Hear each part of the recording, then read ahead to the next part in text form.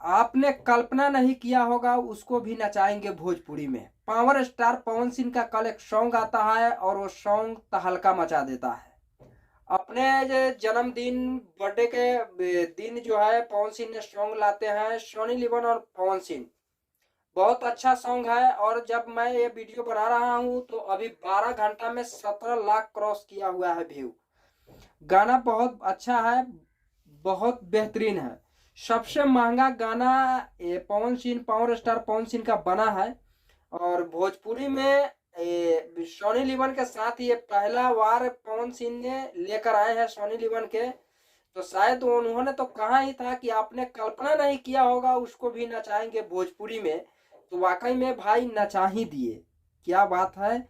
और power star Pawan Singh के बहुत अच्छा सॉन्ग है ये। कुछ लोग तो कटाक्ष भी कर रहे हैं, लेकिन छोड़िए, कटाक्ष करने से क्या होगा।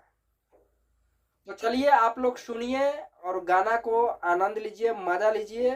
और बहुत अच्छा, बहुत बेहतरीन सॉन्ग है सोनी लिवन के साथ power star Pawan Singh, Bhojpuri industry में सबसे पहली बार, प्रथम बार।